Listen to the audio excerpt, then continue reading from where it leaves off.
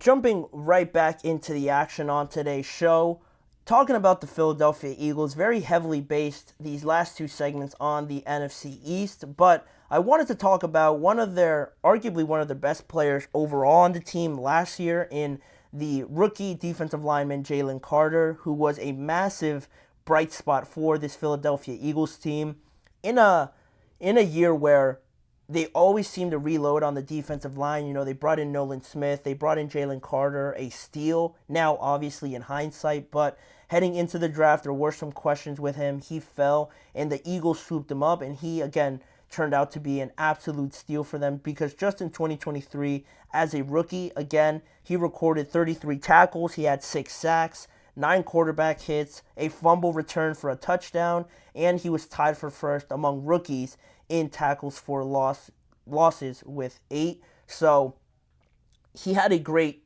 during the first half of the year. He was on an absolute tear, but then in the second half of the season, much like the rest of this Eagles team, he sort of died down, and it was really turned into a lackluster performance there towards the end of the year, heading into their playoff game, and then ultimately losing that matchup. But regardless of all of that, I think they can be still pretty happy with what they saw out of Jalen Carter.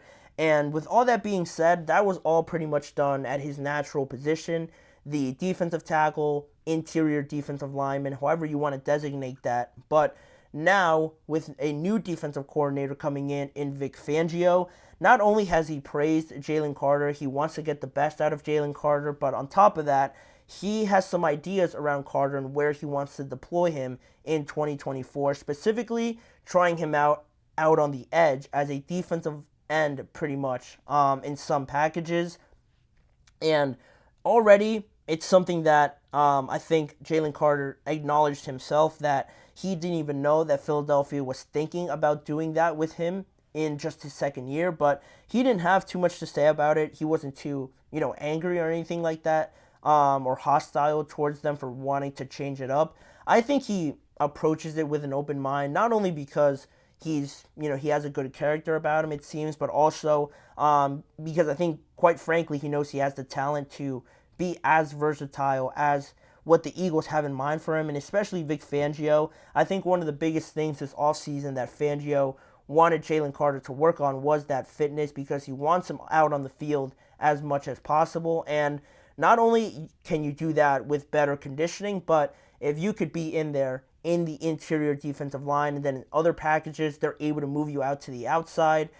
A guy like Jalen Carter, you always want him on the field, right? But if he's able to match those two things up together, the versatility and the conditioning, he can certainly be out there as much as anybody on that defensive side of the ball and make plays and just affect the game in a positive way for the Philadelphia Eagles. And that's sort of the thinking that I have behind all of this, why Vic Fangio would want Jalen Carter to do this. And also, it was reported, and Vic Fangio even admitted that he was a big fan of the fourth-year defensive lineman that is on the team in Milton Williams, the defensive tackle for the Philadelphia Eagles. So much so that Fangio gave in and revealed to everybody that while he was with the Miami Dolphins, he actually tried to trade for Milton Williams last year or the year prior to that.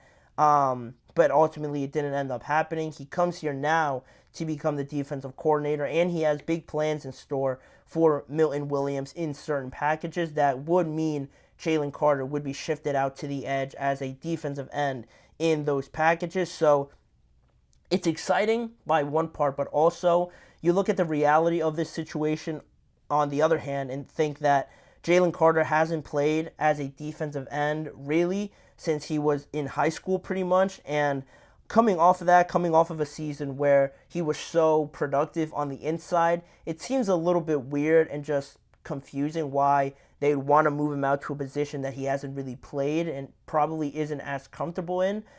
Because we are talking about, like I said, one of their best players already. You'd want to put him in spots where he is comfortable, but I think also, like I mentioned before, I think it just says a lot about them and what they feel towards Jalen Carter and how much expectations they have of him already. So you can take some good with the bad, I guess, going forward with some of the reasonings behind this move, but also you look at the state of this defensive line for the Eagles after Fletcher Cox retires this offseason. Brandon Graham said that this year is going to be his last. And also, you have Bryce Huff coming in. You already have Nolan Smith trying to break out this year as well. You have not Montez Sweat, Josh Sweat also there as your returning starter. You have a lot of, I won't say a lot, but you have some notable names there already in Nolan and Bryce Huff and Josh Sweat. Adding another body in there might not be the end of the world. And honestly, if we're talking about one of the groups that maybe I'm still a little bit weary on, it probably would be the edge rushers, just because Josh Sweat isn't coming off of his best year.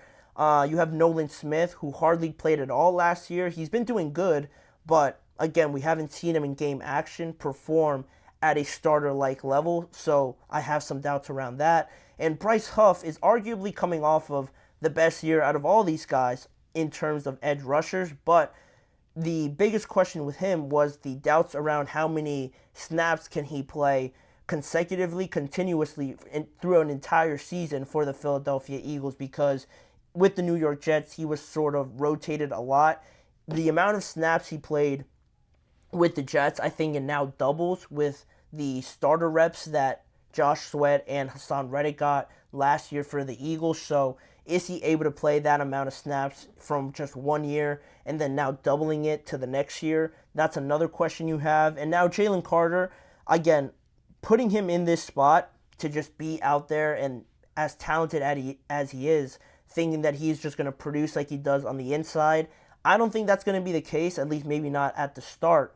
But it just adds another body in there to kind of split up the reps, and now you don't have as much snaps going towards Bryce Huff, Josh Sweat. You get another guy in there in the rotation to kind of give one of those guys a little bit of a break. So from that side of it, that is a little bit more positive on what you can think of this entire situation with them moving him outside. And like I said before, I think Carter is pretty open to it. He mentioned it in his statement when he said, "It's good, it's fun. I actually haven't been on the edge that much, but I always tell them, if you need me anywhere, we got a package for it when I'm on the edge, and we'll see what happens." And also, talking about another benefit with Jalen Carter being so open to it, it does leave him in more one-on-one situations, so that does give him an advantage there. I'll take Jalen Carter over a lot of guys already just from what I saw in his rookie year, and now to think in not only this year but the years to come, he can get so much better.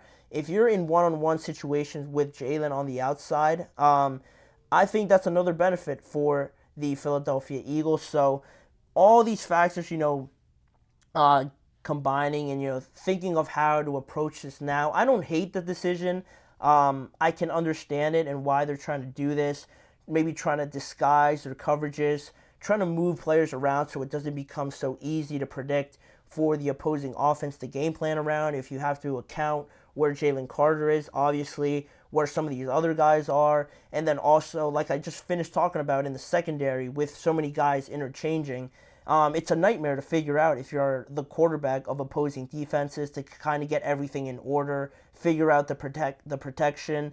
That's the maximum potential that this could ultimately produce. But right now, there is some more doubts than I am confident in this, that this could work out right away. He's athletic, he's talented enough to do a good job, but I don't want this to become a situation where maybe they just overdo it and just solely keep him out there if he does have some success.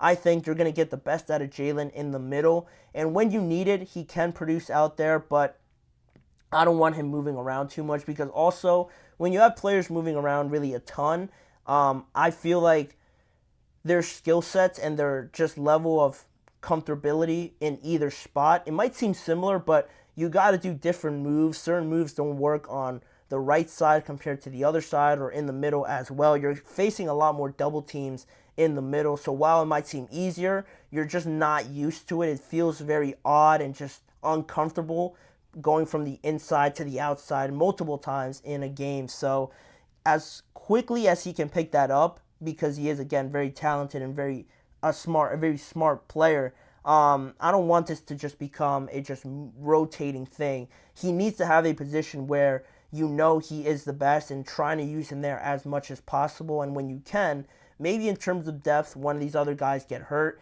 and maybe I can understand you deploying him there. But it shouldn't be a case where Bryce just isn't playing good enough, or maybe Josh Sweat is having another down year, and you just stick Jalen Carter there because you have to have him on the field.